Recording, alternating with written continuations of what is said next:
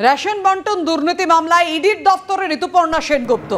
এর আগে 5ই জুন ঋতুপর্ণাকে তলব করে কেন্দ্রীয় এজেন্সি। আপনারা দেখতে পাচ্ছেন যে মুহূর্তে ঋতুপর্ণা সেনগুপ্ত ইডির দপ্তরে এসে পৌঁছলেন সেই মুহূর্তের ছবি আপনাদের সামনে রেখেছি। 5ই জুন ঋতুপর্ণাকে তলব করে কেন্দ্রীয় এজেন্সি। বিদেশে থাকার জন্য সময় চান অভিনেত্রী। তিনি জানিয়েও ছিলেন যে সব রকম প্রশ্নের উত্তর দিতে তিনি প্রস্তুত।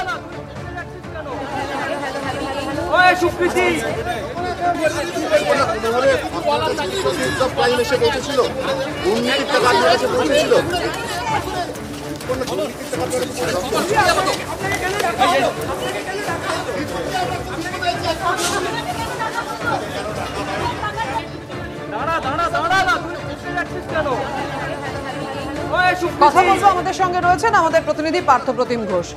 পার্থ, জিজ্ঞাসাবাদের প্রাথমিক পর্যায়ে কি শুরু হলো? কি কারণে তলব করা হয়েছে? দেখো, তুমি জানো রেশন বন্টন দুর্নীতি মামলা, যে মামলা ইতিমধ্যে এনফোর্সমেন্ট ডাইরেক্টরেট তারা শুরু করেছিল। ইডি এই মামলা শুরু করে একাধিকে গ্রেপ্তার করেছে, এমনকি প্রাক্তন খাদ্যমন্ত্রী জ্যোতিপ্রিয় মল্লিক থেকে শুরু করে অনেকেই কিন্তু এই মামলায় গ্রেপ্তার পর্যন্ত হয়েছেন। এবার এই মামলা তদন্ত করতে গিয়ে ইডির তরফ থেকে যে বিষয়টা বলা হচ্ছে সেটি হচ্ছে যারা অভিযুক্ত তাদের অ্যাকাউন্টের যে তথ্য, সেই তথ্য খতিয়ে দেখতে গিয়ে অভিনেত্রী ঋতুপর্ণা সেনগুপ্তের যে কাছে কিছু লেনদেন হয়েছে সেই সংক্রান্ত তথ্য তাদের কাছে এসছে। এই লেনদেন কী কারণে হয়েছে সেই বিষয়টা জানাটা অত্যন্ত গুরুত্বপূর্ণ এবং প্রাথমিকভাবে সেই তথ্য পাওয়ার পরেই ইডির তরফ থেকে অভিনেত্রী ঋতুপর্ণা সেনগুপ্তকে কিন্তু নোটিশ পাঠানো হয় এবং সেই নোটিশ পাঠাবার পর গত 5ই জুন ঋতুপর্ণা সেনগুপ্তকে প্রথম হাজিরার জন্য নোটিশ পাঠানো হয়, কিন্তু তিনি সেই সময় আসতে পারেননি, জানিয়েছেন তিনি বিদেশে রয়েছেন।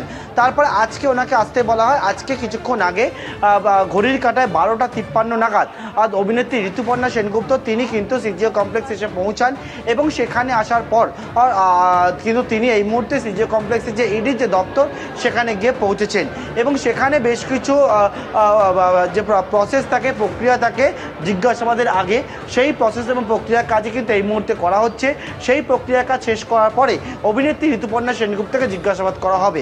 তবে আমরা কি দেখলাম, আজকে অভিনেত্রী ঋতুপর্ণা সেনগুপ্ত আসার ঠিক আগে ওনার যিনি অ্যাকাউন্টেন্ট তিনি এসে পৌঁছান এবং বেশ কিছু হিসাব নিকাশ সংক্রান্ত নথিপত্র সেই সব কিছু নিয়ে এসে তিনি 12টার কিছুটা আগে এসে পৌঁছান ইডির দপ্তরে।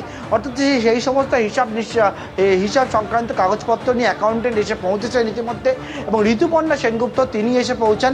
ওনার সঙ্গে আইনজীবীরা ওনারাও এসে পৌঁছেছেন। তবে আইনজীবীদেরকে এখনই কিন্তু যে জিজ্ঞাসাবাদের যে রুম সেই রুমে ঢোকার অনুমতি নেই বলে আমরা ইডি সূত্রে জানতে পারছি। ইডির দপ্তরে অভিনেত্রী ঋতুপর্ণা সেনগুপ্ত তিনি এসে পৌঁছেছেন।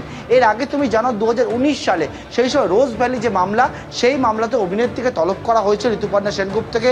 সেই মামলাতেও তিনি এসেছিলেন প্রায় 7 ঘন্টা 7.5 ঘন্টা ইডির জিজ্ঞাসাবাদে তিনি মুখোমুখি হয়েছিলেন এই যে জায়গা আমরা দৌড়েছি সিজিও কমপ্লেক্স সেখানে, এবং তার পরবর্তীকালে কেন্দ্রীয় এজেন্সির কাছে তিনি মুখোমুখি হন রোজ ভ্যালি মামলায়।